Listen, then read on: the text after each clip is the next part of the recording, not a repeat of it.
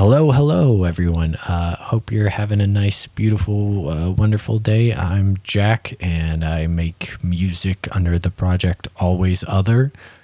I asked on Twitter for questions that you might have in regards to the new album, Dead Summers Hold You, which just came out pretty recently. You should go check that out if you haven't already. It's pretty neat.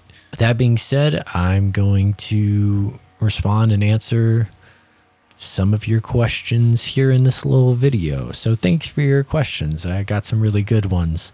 And I'm kind of just going to be flying off the cuff here because I don't have a script or anything. So this might be a little messy. Okay, so first question we got here. We've got a couple here from Dream Suite. Shout out to Dream Suite. Very nice person. More like Dream Sweet, as in a sweet guy. You know what I'm saying? A little joke there. He's got a couple questions, and I'll answer them in order. So the first question is favorite track from the album. Obviously, it's a little tough to choose one. I think right now, if I had to choose one, it would be Never Knows Best. I just feel like a really good song is one that you hear and you want to replay time and time again. And anytime I listen to that song, I really get caught in it. Particularly the ending of it, I just feel like is one of my favorite things I've done. My other favorite for a long time was the lead single, I Just Want to See You One More Time. I think I've listened to that song so many times that I kind of hate it right now. I'm sure I'll come back around on it, but I really did work extremely hard on that song. And unfortunately, I don't quite love the way it turned out. I think I could have done some things differently on it. I'm glad that people like it. I do still think it's a really strong song. I think it just could have been executed a little bit better. Anyways, second question, any intentions to perform live? It's definitely something I want to do. I don't really have a band together, but I would certainly enjoy just playing with me and a guitar and singing some of these songs. I do feel like the songs themselves can stand alone pretty well because I do put a lot of time and effort into songwriting and having the songs structured in a way that they would be engaging in any form. I think that's something I really care deeply about, is that, you know, you strip away all of the effects and all of the weirdness happening with the guitars and whatever it may be.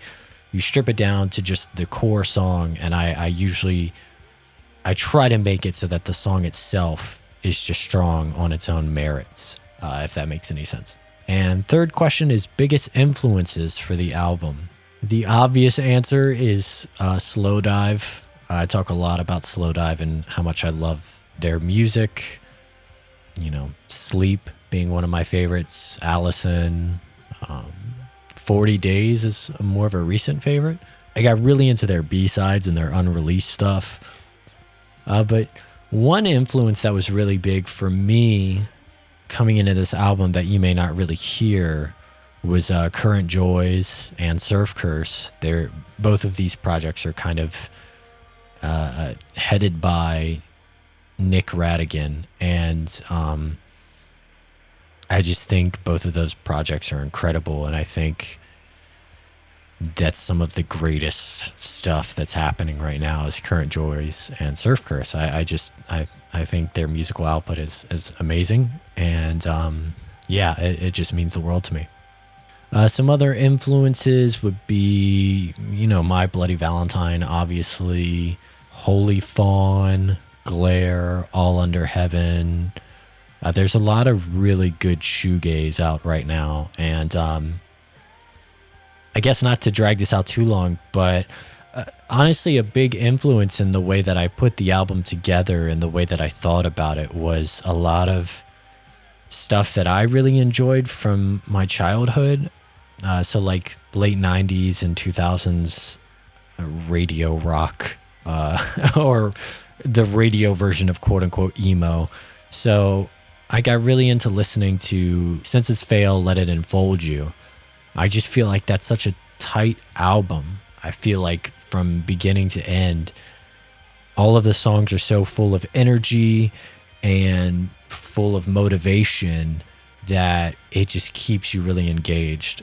My Chemical Romance 3 Cheers was super important to me, mainly in terms of the way that I structured the album. For me, it was really important that the album had a lot of intention with every song and a lot of motivation with every track. I wanted to keep it really tight and make it that every song has an energy to it and is something that you want to engage with, if that makes sense. I didn't want it to be very sleepy, which I am generally fond of making sleepier, slower songs. But I wanted this to really be kind of like just, one after another, just slap in the face sort of deal. Hopefully that makes sense. All right, next up, we have a question from Triangle Rain Club. My buddy Austin's very sweet guy. Makes some really cool shoegaze, kind of indie rock mix sort of stuff. I highly recommend you check out his music. It's pretty nice. It's pretty good. So Triangle Rain Club asks, what does the album title mean? And I posted a little thing kind of talking about the album title and what it means, but I'll try and summarize it here and not take super long like I just did on that last question. But when I was putting the album together, I had what I just spoke about in mind, which was having an album full of energy and intention and motivation behind it, how that was very important. But the other important thing is that I knew I wanted to release it in the summer, and I wanted songs that felt like summer, and that reminded me of childhood and just, me growing up in Virginia.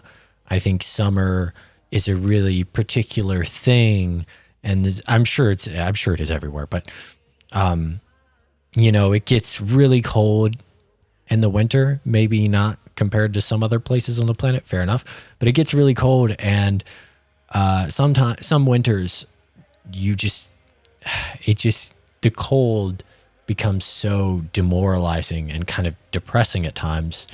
And spring is when things feel like they open up again, but summer is really where the world felt bigger, where you're not in school, you're staying up late, you're hanging out with your friends. And I think it was just a big reflection point for me with some of these songs. And the idea of a dead summer was kind of just the thought of, summers that aren't here anymore, memories that are dead in a sense that are, but still present, like a ghost essentially. And that was kind of the idea of Dead Summers Hold You, is that those formative memories for me of growing up in the Virginia summers and the nights of sneaking through the woods and open fields and riding my bike and watching the sunset. These are things that are, still with me to this day, and they keep a grip on me. And so that's kind of what that title is reflecting on. All right. Next up, we have a question from @space_kick. Says, maybe a weird one, but what musical experience made you realize that music was something that you needed to do, that it needed to be in your life? Like a song, album, or performance that reached deep into your soul and pulled it out of your body, showing you that it was it. They follow up with, second, how do you feel about the general modern approach to musical movie writing? I'll start with the second one since it's a little bit shorter. I don't know that I really have a good answer for that question. I don't engage, like, I wasn't really a big movie person until super recently, like the last couple years. And I haven't really watched a lot of contemporary movies. I feel like soundtracks don't really mean what they used to, I guess. Maybe that's a silly boomer generalization or something. But I feel like soundtracks in like the 2000s and stuff, you would have songs from bands of that time that would make it on one of these soundtracks, and it would be huge for these artists. Even like video game soundtracks could really make a band or an artist's career. I don't think that's so much a thing anymore. I could definitely be wrong. I think Stranger Things maybe is a good example of kind of the opposite, but they're not really using contemporary music for the most part. So usually the music I'm hearing in movies is typically just the score, which is nothing bad necessarily, but your common person isn't necessarily going out and listening to the score of a film. If they're going to attach themselves to anything, it's typically the soundtrack. There, of course, are exceptions to that, but I don't know. That's just my general feeling on it. I could totally be wrong. As for your first question, that's a really hard one to really pin down. I think I grew up around music. All of my family members played music. But the first band, so I knew I loved music a lot. But the first band that kind of I discovered and was my thing that I really fell in love with was Linkin Park. And I remember it specifically. I was looking up AMVs, if you know what that is. It's animated music video. And people would take clips from anime and put music under them. And someone put One Step Closer by Linkin Park under a compilation of videos from Dragon Ball Z. And I found this and I was like, yo, this song is so heavy and intense. I love it. And so I heard that and I was like, I got to find out this band, who they are. And that's when I found out about Crawling and In the End. And I just fell in love with that band. So that album and that band really just shaped me and really meant the world to me and still do. But I tried playing a couple of different instruments and nothing clicked with me until I played a drum set, and I pretty much knew immediately that that's what I wanted to do. And I got a used drum set for my 10th birthday, on my birthday, and I just played all the fucking time. And then I started recording and producing stuff, and this was a couple years down the road. And once I started being able to make my own music, I knew that was the thing I was going to do. I think I knew it already, but once I found out I was capable of doing it, there was no question about it that I was going to keep doing that. And I don't think there's ever been a time in my life where I've not been creating music. There might be times where I have a little break and I'm not as focused on it, but I'm always working on something. And I think it's a bit of a cliche to tell someone if they want to do something, only do it if you have to, because I think it's worth it to try out anything and everything. But for me, that's the way I feel about it. It's like, it's not a responsibility making music, but it is like a necessity for me. I just have to be doing it. So yeah, great question. Thank you. And next up we have at Shadows Collide asks, do the aesthetics of the movies you like, such as the Elm Street franchise, influence the aesthetics of the music/music videos you make? Yeah, this is an obvious yes. Anyone who's familiar with my little YouTube videos and stuff, you've seen I really like, kind of like I just spoke about a minute earlier, the AMVs I pretty much do, but generally without the anime. I just take movies and chop them up over my songs because I really like that. And I like that you can tell a different story than the movie might necessarily tell through chopping it up and making it work differently over a song. And so that's hugely important to me lately. The first song I released, Our Love Is God, I was literally watching Heathers when he said that line, and I paused the movie because I was like, "That's Our Love Has God" is such a good song title. I paused the movie, I sat down, and I wrote and recorded that whole song in like an hour, maybe 2 hours, and that's something like that has happened a couple times where I've been watching a movie and just have this inspiration of wanting to tell the story, whether it's of the movie or something going on in my own life. And yeah, it's been very important. If you watch the video for That Is All a Dream Now, which is one of the few actual ones that I've shot of me and the real world, Halloween is playing on my TV, and you can see it reflected in a mirror. And I that took a lot of effort setting that up. I do have some plans for Elm Street stuff, so look out for that. Hopefully, I'm at least going to do something this October with Elm Street. I'm not going to say what, but I'm very excited. It's going to be cool. So yeah, that's that. At Papergami45, Zevulon asks, "I'm curious as to how you approach the songwriting process. How much is planned pre-recording and how much comes about improvisationally?" So yeah, I do everything myself at home. So I don't really have a pre-recording for the most part. I just sit down and record. Usually the way this works is I'll be playing on my guitar and trying to find something that sticks. Sometimes I'll just hear like part of a song or think of something in my head, and I'll just be like, "Oh, that's something." And I'll just sit down and figure it out on my guitar, and it comes together. Sometimes I've even had dreams where I just hear a song and I wake up and I make it a thing, which is pretty cool. So yeah, usually that's how it works. I come up with the guitar and then I put drums under it and then I start to put it all together. Typically, I put together most of, if not the entire instrumental before I do the vocals, but sometimes they kind of work in tandem.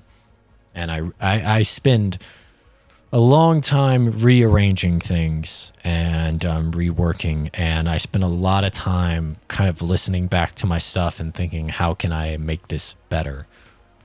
So I'm almost always doing that, and I'm almost always working on something. So yeah, great question. Brevin Unicorn asks, any movie that holds a lot of meaning to you that you think isn't a good movie? That's the thing. I don't, I can see where a movie may not technically be quote unquote good.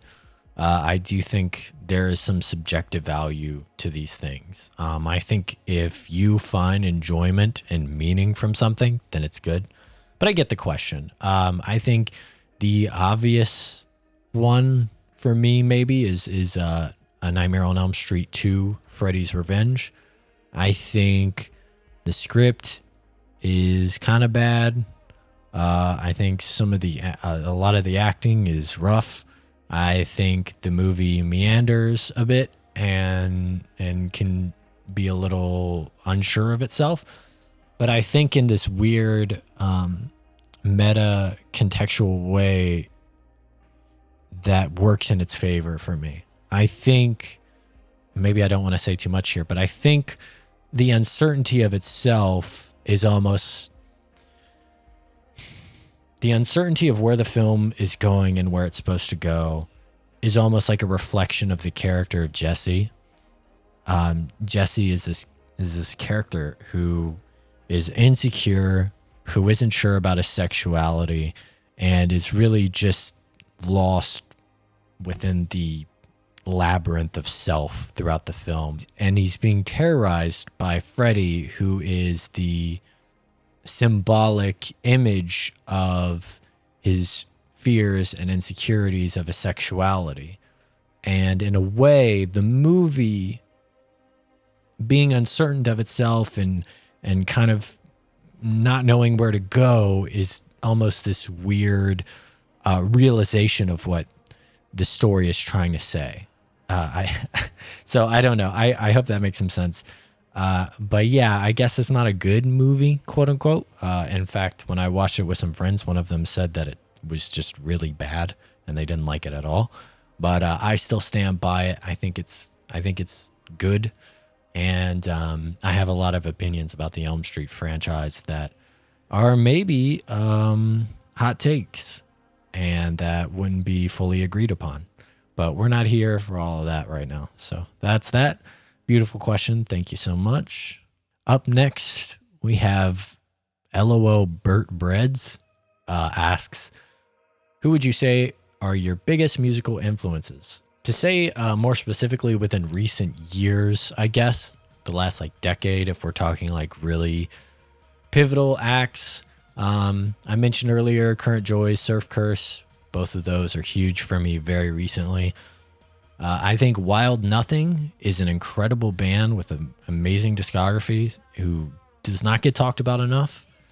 You should really check them out if you like my stuff, if you like dream pop, nice, bright, jingly, dreamy stuff. Start with, their second album, maybe? Nocturne, I think is the name. I think that's it. That album's amazing. Pretty much any of their albums are incredible though. From Indian Lakes is another really, really good band, with not the best name in the world. But every album by them is just incredible. And, I just, they're so good. I don't know what else to say. From Indian Lakes, it's awesome. Super, I think, underappreciated and not talked about enough. Another big one is Harvard. They only released 2 albums, unfortunately, before kind of disappearing off the face of the planet. But they were hugely influential to me in the early 2010s. And I saw that band live more than any band I've ever seen live. Honestly, I think I saw them like 6 or 7 times in the course of maybe 2 years. I really wish they would come back. Harvard's amazing. I already mentioned Slow Dive, but obviously they're pretty big influence for me. And yeah, I think that's most of the essentials. There's a lot of stuff that I love, but I can't necessarily think of right this second. Oh, M83 is really big. Hurry Up, We're Dreaming, Saturdays, Youth, and there's another album, Before the Dawn Heals Us, I think. All of those albums are really, really vital for me. Okay. At Space Pisser asks, socks or barefoot? I'd say just barefoot for the most part, if we're being real here. I used to play shows barefoot, and one time I stepped on a nail, and wasn't a good time, if we're being honest here. Just a couple more questions, and then we'll finish up here. Dramamine asks, what's your process for songwriting? We kind of already answered this, but I did want to shout out Dramamine. Released an album the same day as me, and it's I can't think of the title off the top of my head, unfortunately, but it's really solid. I highly recommend you all check it out. I'll put the name somewhere in the video, hopefully, if I remember. I'm very bad at video editing, but go check out Dramamine. Really, really cool stuff. Enchantments 333 asks, how are you? Which is a very sweet, nice question. And I think we'll actually end it with this. This gives me some time to talk about the album. But I'm doing good, and I guess I can kind of pull this into how I feel about the album and how it's done and stuff. I just want to say that it's been really cool. And it's done a lot better than I thought. The current market or way of things seems to be releasing singles. And I did kind of worry that releasing a batch of songs all at once would be not a good move. considering I'm a new project, or this is a new project and not a lot of people know me and blah, blah, blah. But this has really been the most successful thing I've done online, I suppose. And I've gotten a lot more people listening to it than I anticipated. I've had so many people that I literally do not even know at all just going on Twitter and social media and saying that they really enjoy the new album. And that's just, it's incredible to me. It's not something I've really had happen a lot. And it's really just amazing. And I'm super grateful, and I'm very happy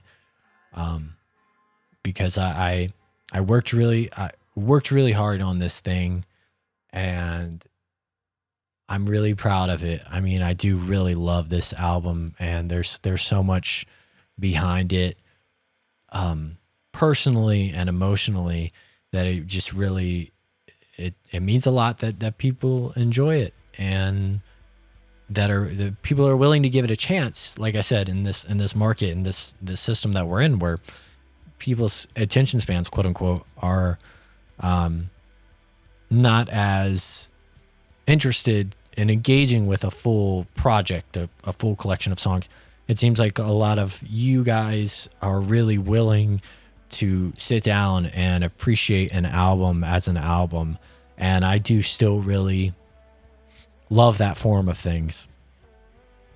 I really like to sit down and engage with an EP or an entire album and try to understand what the vision is behind it and what I'm being told and what the story is and stuff like that. So it means a lot that people are willing to put that time in for my work, and that it's taken seriously at all. That's really just shocking. So with all that being said, thank you all so much. I really can't thank you enough for listening to the album, for telling me your favorite songs and how what it means to you. It's just I'm super grateful. I'm very thankful. Thank you for your questions. A lot of they were really good and gave me some stuff to talk about, and this was great. And there's a lot more to come. I have so much music that I'm just sitting on, and I feel more confident than maybe I ever have that I can put this stuff together and be proud of it. And I think you guys will like it, and I'll see you in the next one. Okay. Have a nice night. Thanks.